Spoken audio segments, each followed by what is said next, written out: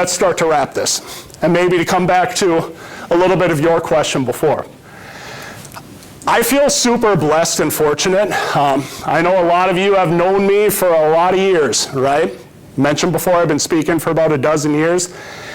And I still pinch myself that, Scott Welle, small town kid from Albany, Minnesota, that grew up with a stutter and never wanted to talk in front of the class. Like, I pinch myself as far as some of the places that I've gotten to speak. I mean, everywhere from Disneyland and Disney World to going back to Albany and basically speaking for the whole town at Albany High School, speaking for the NDSU football team. Are you a Bison? Are you a Bison? All right. Well, my dad played football for him way back in the day, so speaking to them in the Fargo Dome, speaking at Churchill Downs the week after the Kentucky Derby, crossing off a bucket list item with a TED Talk last year.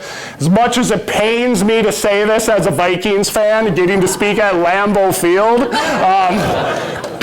what was actually a pretty cool experience. But I actually share this because, again, I get asked the question all the time, like, in particular, like, how did you actually get started as a speaker? And when I think of great leaders that I've had in my life, so Terry, where's Terry at? All right, so Terry, I love you, man, but this actually isn't a story about you. This is a story about Don Salverda.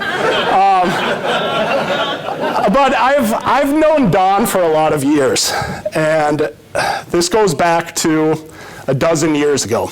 It was 2016. I was speaking for a group called PSA, Professional Sales Association, and I was a brand new speaker. I didn't really know what the heck I was doing, but I was trying like heck to figure it out. And what you can't see in this picture is that, I was broke. I was deep in credit card debt.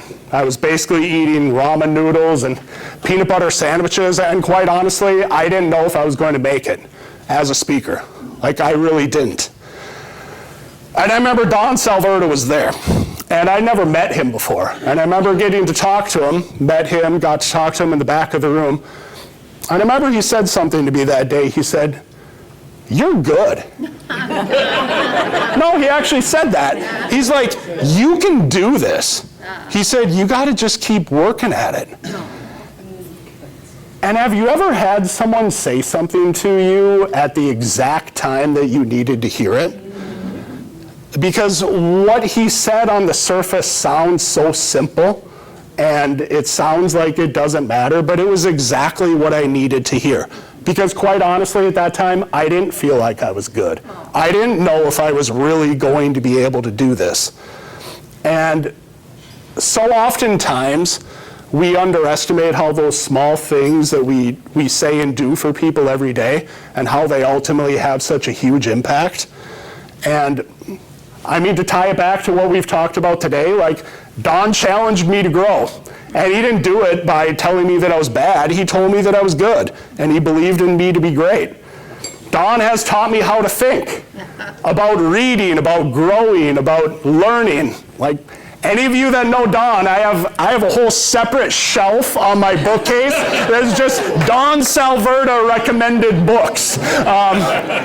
And he's certainly role modeled the way. Like, if he's making calls, if he's sending out handwritten notes, if he's going to meetings, if he's showing up, what possible excuse do I have for not doing the same? And I think so often in our lives we don't get the time to be able to actually thank the people that helped us along the way to be able to become great in whatever it is that we do. So I really just want to say, Don, thank you. Can we give him a big round of applause, please? Yeah.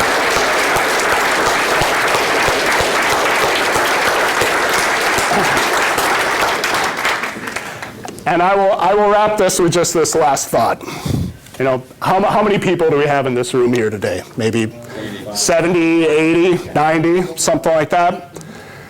The pessimist club, they have a lot more, right? They're probably packing US Bank Stadium right now. But that's why Optimist Club matters. And we all have an opportunity to be the solution. We all have the opportunity to lead people, to influence others positively. We all have the opportunity to teach, to challenge, to grow. We all have the opportunity to be that optimistic light in an overly pessimistic world. And let's make that count. Let's not take that for granted. Thank you so much for having me as your speaker, for being here today. Take care. God bless. I appreciate it. Thank you. Yeah. Thank you. Thank you. Thank you, Scott. Thank you. We all agree he brought the joy today.